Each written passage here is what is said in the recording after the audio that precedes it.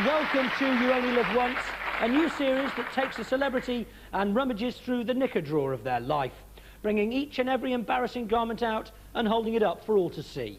My guest this week is one of the top DJs in the country, and prior to that, he was the biggest pop icon in the world.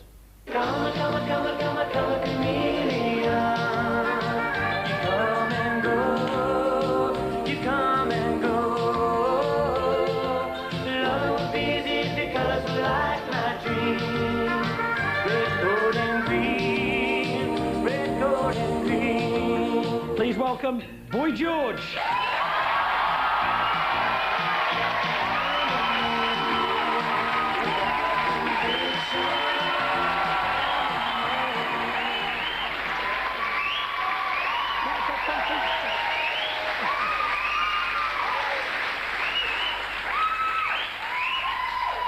Now, you were born George O'Dowd in South East London in 1961, the son of a builder, one of a large Irish Catholic family, the sort of house presumably with a picture of the Pope on the wall.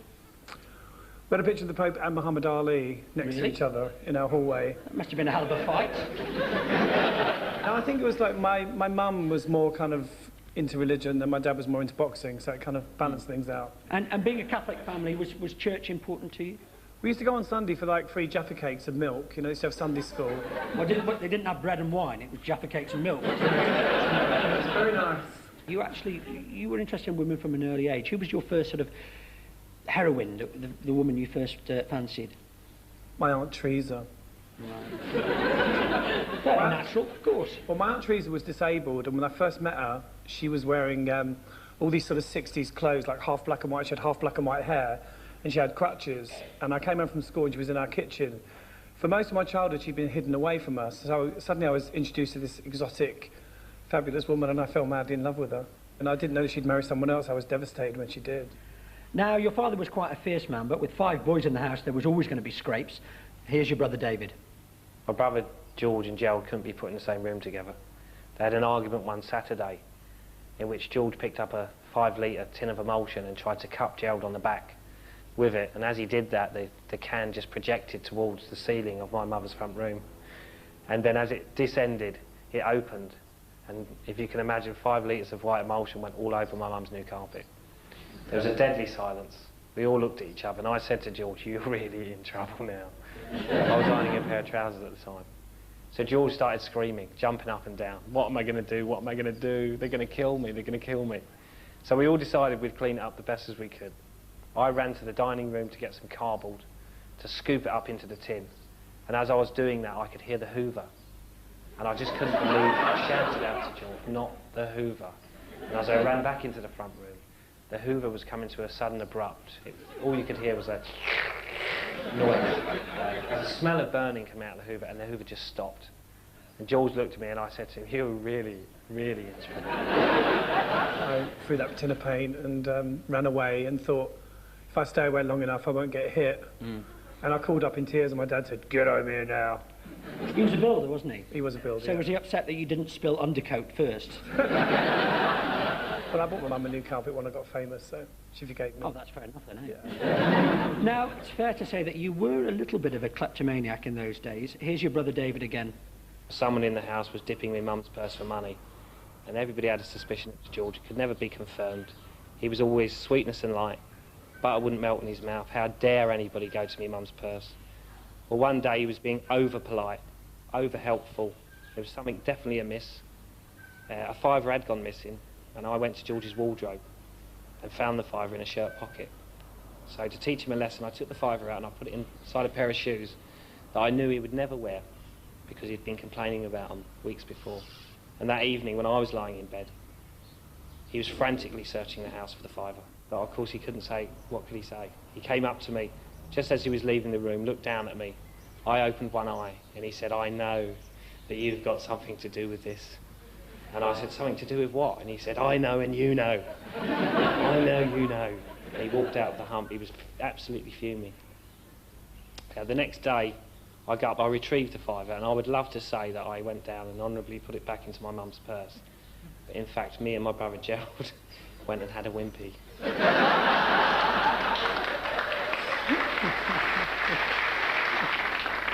We used to have this thing. My dad used to hang his trousers on the end of the bed, and I used to sometimes creep in on all fours and take a few pounds out of his pocket. That's charming. Well, it was either me or the horses or Catford dog track, so I think it was fair enough that I took a few bob here and there. So particularly cruel to steal from your mum then, because presumably she had to be very careful with the money. But I paid her back, though. Yeah, but she was saving up that fiver for a new Hoover, you know. Now, your behaviour at school wasn't very much different. Would it be fair to say that you weren't exactly the apple of your headmaster's eye? I hated school from the day I went to the day I left. In fact, the day they kicked me out. I hated Well, every the day you second went of and the it. day you left was virtually the same day, wasn't it? And I particularly hated Peter Dawson, and the feeling was mutual. Peter Dawson's daughter there. Well, you weren't a big fan of his, but he also wasn't a big fan of yours, because many years later, when you became famous, he said, and I quote, George O'Dowd was a classic example of the word misfit. He did not fit in, and he did not want to. He did not want to work, and he was a perpetual truant. All true. Well, actually, I used to spend most of my time in the local record shop in Eltham High Street, or go to the woods and hang out in trees.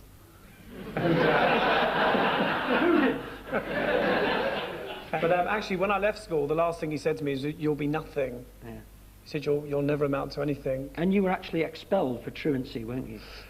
Which was seems to me yeah, it's kind of weird, bizarre, yeah. isn't it? It's like being caned for masochism. They put me in a special needs class, and then finally they sent me home because I stopped coming. And I used to intercept all the letters. Settle!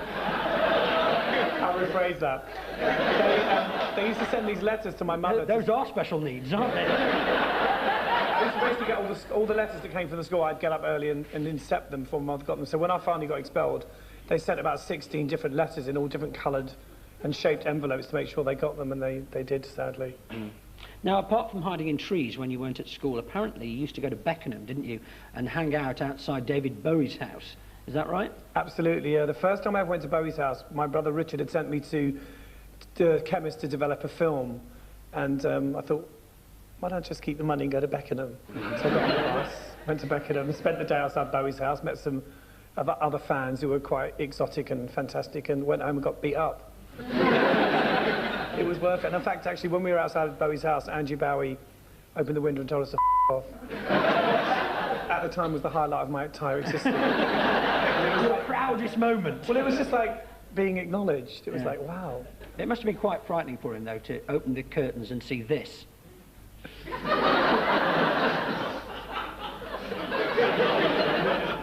Now, after that, you had a couple of dead-end jobs, including fruit packing with Jeremy Healy, who went on to sing in Hazy Fantasy and become a big club DJ. I didn't know he sang in Hazy Fantasy. He did. And in fact, Jeremy only ever worked for 3 weeks in his entire life. We both left school. So DJing doesn't count, is that what you're saying? No, what I'm saying is that I always thought he was brilliant because we both went and got this job in Chingford's fruit factory in Woolwich. And Jeremy did it for 3 weeks and he said, "I'm never, ever going to have a job again." And he never did, God bless him. But one of the jobs you did get after that was being a cloakroom attendant, apparently, dressed as Britannia, the woman with the big shield, at a nightclub called Hell. It must have been very tempting, though, you know, working as a cloakroom attendant, all those handbags, you must have been very tempted. It's like leaving Gary Glitter in charge of a creche, isn't it, really? What it was, actually, I speak as a find. this girl called Judah Franklin, who was a sort of fashion designer, had been given my job. And she had this big old handbag that she could put all the change in. And while I was sort of milling around the club, I noticed that the handbag was kind of to the side and unattended. So I thought, right. And you were the cloakroom attendant. I was the ex... because It was unattended by you, then. I'd been fired, you see, Oh, right. for stealing. You know, a girl had to live, I had to buy makeup. Now, a big turning point in your life came in the late 70s when you met an aspiring club promoter called Philip Salon. Philip, I should point out, is a man who daubs his body with shaving foam as a fashion statement. There was this great big wrought iron with this great big brick wall, and George had got this can of spray paint out, an early graffiti artist, and he was spraying up on the wall, and he was spraying rich and then there's a 4-letter word that begins with a C and ends in a T, and he was spraying that on the wall. And I said, why do that? That's naff. Why do you have to do that? He goes, witch masters, they shouldn't do it. But the weird thing was that years later, well, not years later, actually 1984, she bought that big house in Hampstead, and ever since that time he's had fans outside, and they've been spraying up on his wall for the last 16 years. I can't see that. First time I ever saw it, every time I see it, without thinking, what's come over him? I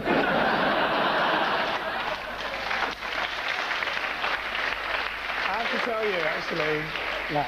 quite a few people over the last 25 years.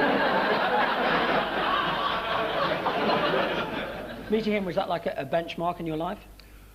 Well, I think when I met Philip, I had a girlfriend called Laura. And we'd gone to the Lyceum to this disco night, and we got turned away because we were dressed in punky clothes. And this queen outside in the queue said, "I'll come to this club called Bangs." It was my first ever gay club. And when I walked in, Philip was on a podium in a sort of black skirt and pit boots, and he had these 2 horns and black makeup. And I instantly thought, I have to know this person. Yeah. But you and Philip eventually fell out over a boyfriend, and this is true, he was actually too frightened to tell us what it was that you did to him to sort of get him back over this boyfriend. Well, we set up a Ouija board in my mum's house, and we did a few spells, and then I made this voodoo doll of Philip, and I painted it with all his makeup and did his hair and put pins in it, and then I put it in a little flowery box with happy birthday and sent it to him. He's actually said in one interview, he said, my eyes opened and I could feel this terrible expression on my face. My voice started coming out like The Exorcist. I thought I was going mad, and my mother called a rabbi round to bless the house. I would love to have seen the expression on the rabbi's face. But shortly after that, you decided to quit London for the bright lights of Birmingham to stay with your friend Martin Degville, who later formed Zieg Zieg Sputnik. And while you were in Birmingham with Martin, you actually won a title, didn't you? I won a competition for the weirdest person in Birmingham, and Martin was furious. You beat this man. The dressing up thing, was that just to get noticed, or did you think it may be a pathway to a career, or what sort of inspired it? I mean, it was attention-seeking. I think it was also to do with the fact that I didn't think I was particularly attractive as a teenager, so anything that I could do to make myself look more exotic was fine. And did you become a different person, did you feel? Absolutely, yeah. You know, the more, in a sense, the more ridiculous you looked, the more confident you felt. The more people laughed at you, the more, you know, you felt untouchable. It's a kind of a weird irony, I suppose. My dad was great because he used to kind of have a newspaper and he'd sort of just look over and go. My mum was always saying, "Jerry, tell him, tell him." My dad would go, "He wants to get beat up, let him go out like that." And off I went. Well, finally, in 1981, you got a job with a band. After the Sex Pistols broke up, Malcolm McLaren was forming Bow Wow Wow, and you joined up on lead vocals under the name Lieutenant Lush, and shortly afterwards you were fired.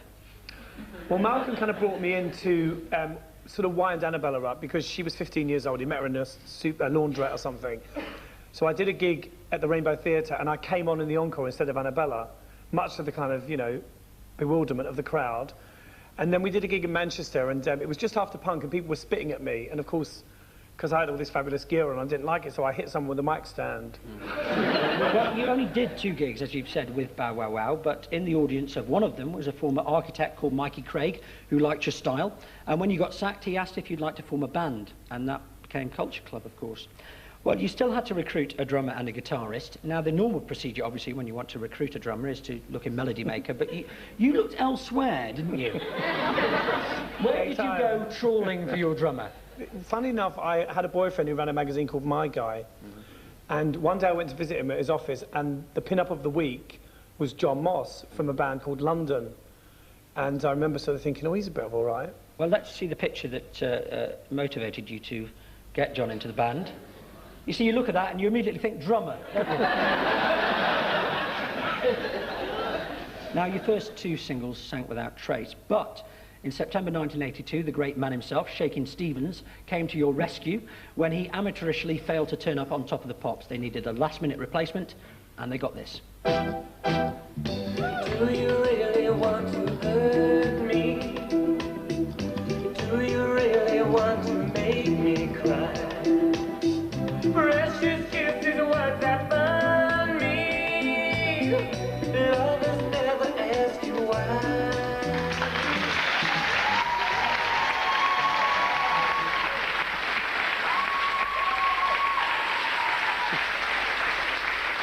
Now, straight after that, the record went in at #1, didn't it? Suddenly, you were absolutely everywhere, and anyone who remembers that time will remember the effect, the impact. It was fantastic, wasn't it? And by 1983, the Guinness Book of Records had you down as the most photographed person in the world for that year, more than Princess Diana or anybody. I mean, in the beginning, it was fantastic. You know, it was a great adventure. You know, And you got asked to do all sorts of strange things. Here's a couple of the finer moments from those years, starting with the day you agreed to judge a Noel Edmonds lookalike competition. Kevin, is he in the running? He's too tall. Sorry. Oh, you, sir? As a jury, You're another Phil? No. Oh, not me. yourself, honey.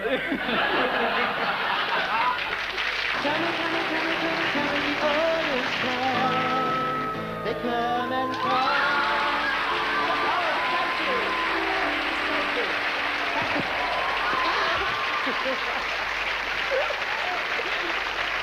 You look like such a puss.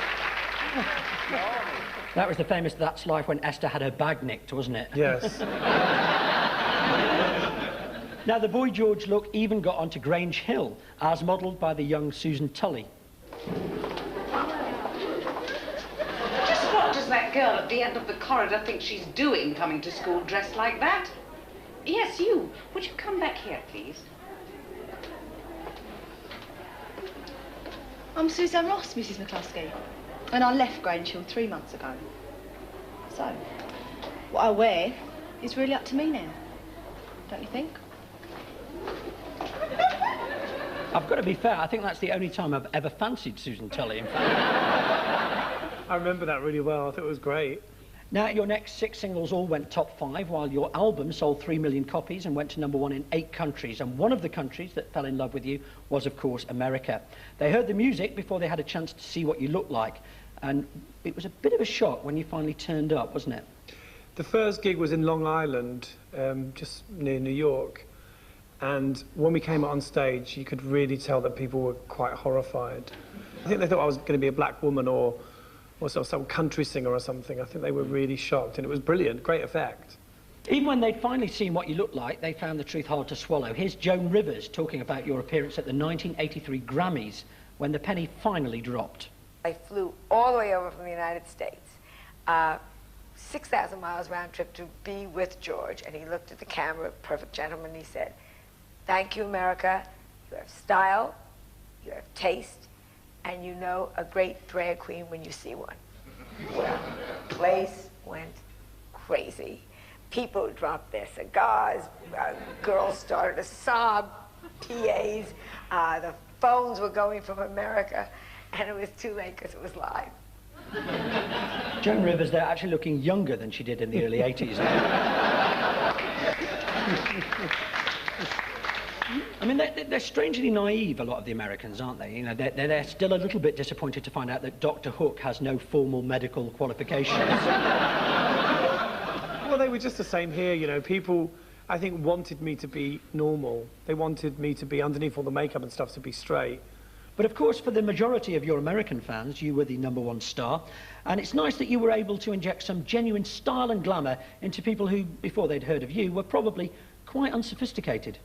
Well, if you would have told me 2 years ago that I would dig like Boy George and I'd really want to come and see the show, I would have said, you know, like, shove it, you know? But, hey, I'm really up for it, you know? Up for it, man. My husband doesn't like it, but it makes me happy, so I do it anyway. Would you be prepared to divorce your husband for Boy George? Well, you know, he said you can't take it anymore, it's got to stop. And I told him, you know, that it makes me happy, and that I'm not going to stop. I actually know her. Her name's Susan Quinn. Is it really? Yeah. She's one of my official lookalikes in America. She's made quite a lot of money out of me, actually. Bless her. In fact, quite a clever little sting was pulled on some of your fans by the American police. I don't know whether you've seen this. Last week in Hartford, Connecticut, 22-year-old Robert Harris got word that Channel 66 had picked him as the lucky winner in a Boy George contest, with free concert tickets and breakfast with Boy George himself. Well, this is it's going to be an exciting day. But as Harris rode along in the Channel 66 limousine, his luck was about to run out. There was no Boy George contest. There was no Channel 66. The men from the TV station were really federal marshals who made this tape and who staged the whole thing to capture Harris, wanted for burglary and in hiding for the last 17 months, until he thought he had won the Boy George contest. You're under arrest. In one day, federal marshals and local police were able to capture 8 longtime fugitives, each of whom came out of hiding to claim his Boy George tickets.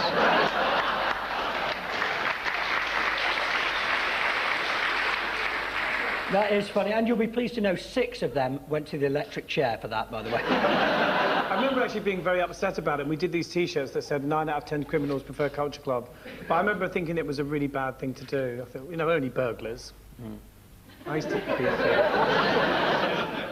Now, there were 1 or 2 people in America who didn't care much for an English drag queen, and surprise, surprise, they came from the Deep South. Here's Mikey Craig.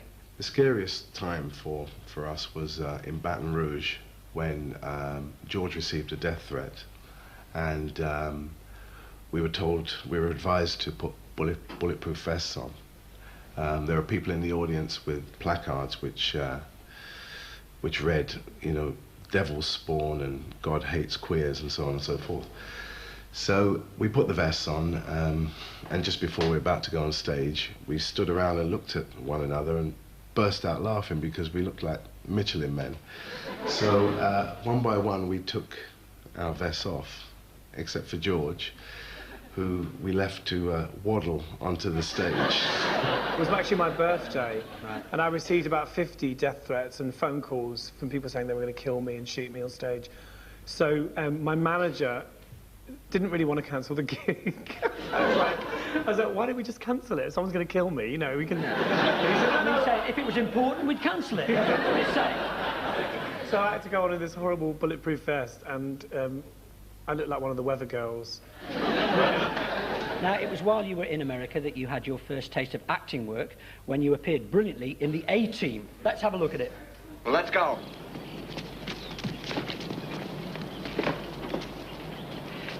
Hey! Hey, who are you guys? We're the A-Team. Son of a gun. So that.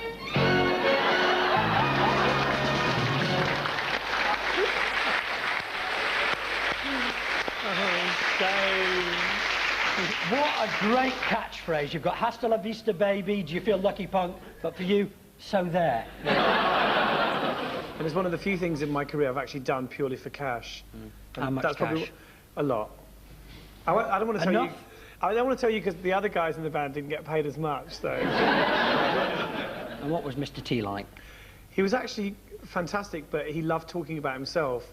And after about 3 days of it, we used to hide under the beds in El Winnebago because you'd hear him coming, all the jewelry rattling, and he just used to love. He'd sit there for an hour just talking about how great he was. Now, throughout this whole time, the press on both sides of the Atlantic were desperate for you to be heterosexual, weren't they? Agony aunt Marge Proops said, "He isn't a homosexual, he's just a man who likes to emphasise that he's pretty." Dr. Glenn Wilson wrote in the Mirror that George is simply a boy who admits to a feminine side. There's no element of perversion because sex doesn't figure much in his thinking. And in 1984, the International Bachelor Women's Society voted you as one of the top 10 world's most eligible bachelors, along with Pierre Trudeau, Dudley Moore, and the bloke who invented the Cabbage Patch dolls. But had you sort of tacitly encouraged this because you didn't want to openly come out as being gay at the time? I was going out with John, and we talked about making it public, and John felt that it would kind of destroy the band, and it would also destroy our relationship. So we kept it kind of ambiguous. I mean, I was always contradicting myself, you know, and saying I was bisexual, or I was a puff with muscles and all this kind of thing, but I never actually openly said I preferred men. I was made aware that I was different long before I actually knew that I was gay. Do you know what I mean? So it kind of been drummed into me. By the time I was 14, obviously I'd figured out what they meant. But up until that point, I didn't really know what it was all about. So you were 14 when you first knew you were gay? Yeah. I was about the same age. When I first knew you were gay, I'm talking. But at the time, you were also romantically linked with a series of women as well. There was Morgan Fairchild, who was in some sort of soap in America, and Sam Fox as well. I mean, lovely girl, but those boobs, I mean, I couldn't handle them. You were, in fact, having a relationship at the time with John Moss. Yes, I was. Yeah. And how did that work out in the band? Was that difficult? You know, it was a bit like living in a gay drama. I mean, John, you know, and I used to have physical punch-ups. I broke his finger about 3 times. So he was a drummer and you broke his fingers. Yeah. Now, correct me if I'm wrong, but I believe that on one occasion, John actually attacked you with a lobster. It wasn't me that John attacked. Myself and Marilyn and John had mistakenly gone on holiday together to Jamaica. And John hated Marilyn. You went on holiday by mistake. Well, you know, what I mean is that we took Marilyn by mistake. You know, we thought it might be a good idea, but when we got there, it turned out to be a nightmare. And Marilyn was constantly taunting John.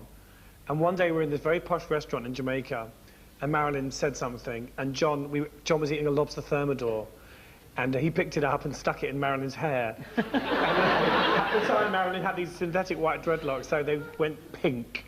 And there was all this kind of, you know, prawn sauce dripping down his face. And he ran out of the restaurant screaming, obviously. And John ran off and tried to apologise, but the holiday wasn't the same after that. If someone attacks you with a lobster, obviously you can get your own back by giving them crabs, can't you? Actually, I think Marilyn tried. He was always trying to get off with John when we were on holiday, but he wasn't successful. Now, one of the sort of areas of conflict in the band as well was costume design. Here's Mikey Craig. During the 80s, George began designing our stage wear. And as time went on, it got camper and camper and skimpier and skimpier. And one particular tour of Japan, one night he came on in a wedding dress, which was totally outrageous and completely blew the audience away. But I wasn't so much worried about his wedding dress. I was more concerned with the Victorian bathing costume he had designed for me, which resembled a pair of hot pants.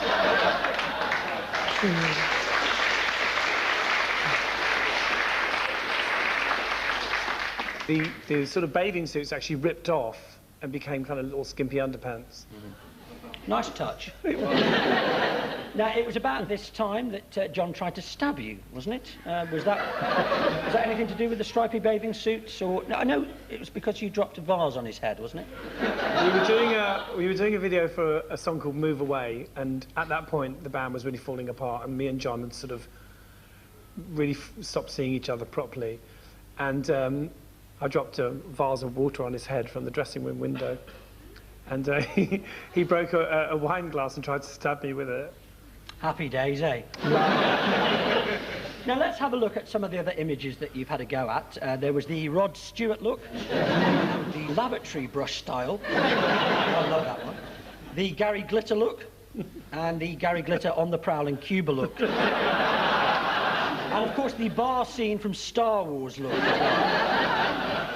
Now, another celebrated aspect of your image at the time is that you were the man who never took drugs. To quote that much-respected publication, the Boy George Annual, you said, if someone is smoking a joint, I go out of the room. It's and true. then, in 1986, it all went pear-shaped. Two of Britain's best-known pop stars, Boy George and Marilyn, are at the centre of a big police drugs investigation tonight. Marilyn was arrested earlier today. He's now been charged with possessing heroin. The police want to interview Boy George, but he's disappeared. Boy George was last seen in public at a pop show in London 10 days ago. He looked only a shadow of his old self. He has admitted and denied that he's on drugs. This has been going on for the last 8 months, seriously. And what effect has it had on him physically and mentally? Well, you've only got to look at him. I mean, he's at least lost 3 stone. He looks gaunt. The glaze, or the sparkle that used to be in his eye, is gone, totally. That must have been a very frightening time. To be honest, at the time, I was so unaware of the world around me. And looking at that kind of footage is really scary, because I don't remember being that person. But at the time, I was in this kind of drugs cocoon. So all these people were kind of creating these kind of dramas around me, and I just didn't know what the fuss was about. And because I was so cut off from everything. Did you sort of resent the help that people were trying to give you? Absolutely. I mean, I thought that I was having a good time, and I thought that they were trying to spoil my fun. I mean, obviously, looking back now, I realise I was a mess, but at the time, I just thought, go away, you know. And, you know, obviously, it became apparent that I was using drugs. I mean, my mother used to turn up at my house quite regularly, unannounced, and try and kind of talk to me about it. But I was oblivious, you know, I didn't understand what the fuss was about at the time. How did you first get into heroin? Kind of via Jamaica and Cuba, really. I sort of smoked a joint. Now, that's how heroin first got into you. Smoked a joint, you know, and then I was at a party in New York, did some coke, and then it led to... I think I was in Paris and I couldn't find any coke, so I bought heroin and did that. And I suppose having money as well is different, because, I mean, you sort of dabbled with speed in the late 70s, as lots of people did, but suddenly you were involved in a completely different world, weren't you? Well, actually, interestingly enough, it was the kind of fashion world where I first really got into drugs, going to Paris to fashion shows. Actually, in the music world, I wasn't that much around it, or I wasn't aware of it as much. But when I was in Paris is when I kind of really got introduced to kind of hardcore drugs through models. A lot of models would take coke, you know, to stay thin. And heroin was around, so that's how I kind of got into it, really. And then, of course, very sadly, one of your friends actually died of a heroin overdose in your flat while you were out. Was that the watershed for you? Well, actually, 2 or 3 people I knew died around about the same time. And yeah, I think it really kind of brought me down to earth with a bang, you know. A very, very close friend of mine called Mark Vaultier had passed away, and that was really the big thing that kind of shook me and made me realise that I needed to stop. And Richard Branson was a big help to you as well, wasn't he? You sort of disappeared off to his house. Well, I mean, at the time when the sort of drug bust happened, you know, I managed to escape to Richard's house in the countryside, and I had, like, you know, I mean, there were MPs demanding my arrest. I mean, there was a headline in one of the papers, "Find him." It was like a fox hunt. And I managed to get to Richard's, and Richard kind of been talking to the police without actually revealing where I was. And, you know, they basically threatened Richard and said, if you don't give him up for arrest, you know, we'll charge you with harbouring a criminal.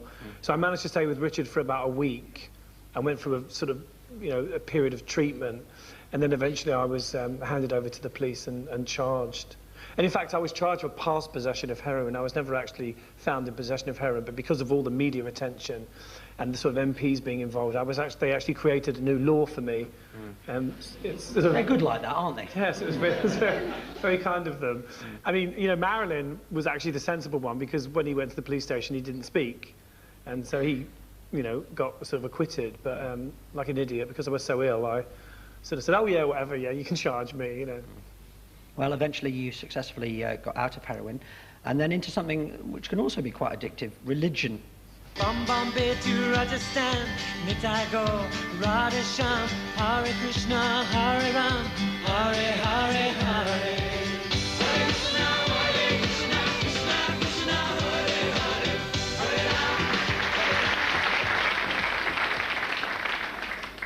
Didn't I see you on Oxford Street the other day? You might have done at that point. I mean, for me, you know, Bow Down Mister was probably one of the most uplifting and happiest songs I've ever written. I mean, I actually think it's one of my favourite pieces of music that I've ever done. And in fact, that whole involvement with the Hare Krishna was very good for me post, you know, after the drugs thing, because it was kind of gave me some sanity. Well, what about the video for your single No Clause 28? I've watched this, and I'm sorry, but it just makes me think of a gay chatline ad every time I see it. Let's have a look at that.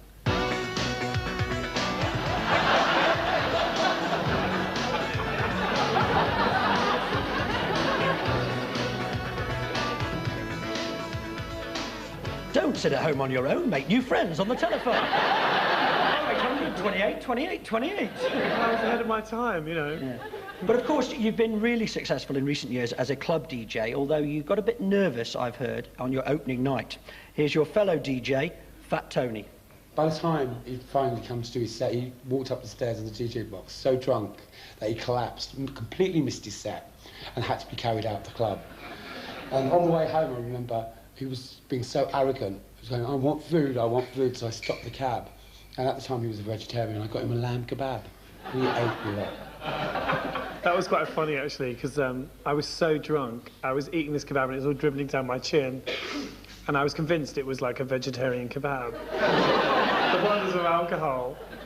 Now, in 1995, your autobiography came out called Take It Like a Man, although John Moss calls it Fake It Like a Ham.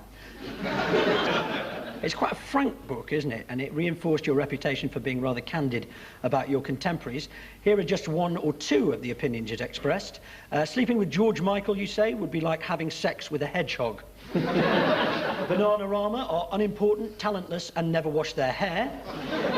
Jerry Halliwell is so unglamorous she looks like an extra from Emmerdale.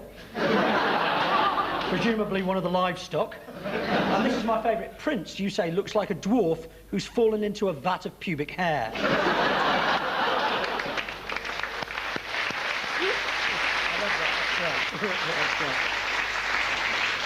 Now, there was one person who wasn't at all happy with your book, and that was the lead singer of punk band Spear of Destiny, Kirk Brandon. What was it that you wrote that upset him so much? Well, I just wrote that we'd been lovers, you know. Just before Culture Club got famous, Kirk and I had gone out for a year or so. And I'd actually phoned Kirk and told him that I was writing a book and asked him whether he wanted to be involved. And in fact, a lot of the people that were in the book, I changed their names. If anybody actually said, please don't write my name, I gave them the opportunity and I changed their name. But Kirk basically told me to sod off. So I just wrote the truth. And he sued you, didn't he? He took me to court and sued me for malicious falsehood. I had to pay for it all. So he lost the court case, but you paid his court costs, which is very kind of you, I would have said. Now, you announced at the Cannes Film Festival that your book is going to be made into a BBC film. And I know that you're hoping a big star will want to play you. Names that you've tossed about include Rupert Everett, Ewan McGregor, and Tom Cruise. But Everett, you didn't exactly hit it off with Rupert Everett, did you? Well, actually, I've known Rupert for a long, long time. I mean, almost 20 years, and we've always been very friendly. But last year, he made some rather nasty comments about me in a magazine in America. He said that I was a big fat blob and I should go back into the closet. Which, you know, for someone who looks like a reptile or like a crocodile handbag. I mean, Rupert... So who would you like to play you, do you think? I said Tom Cruise for John Moss. And then I said if he was actually going to be in it, then I'd play myself. Because the BBC have lost the rights to the football, so I wondered about maybe Gary Lineker. He needs a job. Gary Lineker's a bit of a babe, actually. We'll keep that one in, definitely. Well, we're right up to the present now, and just a year or two back, you actually reformed Culture Club and went on a massive world tour. You had another top 5 hit. Well, it would round everything off nicely now to play out with a film of the reformed Culture Club, performing their latest single, but we're not going to do that because it'd be far too heartwarming. Instead, we're going to play out with another song that you sang on That's Life. So sorry about that. Ladies and gentlemen, Boy George.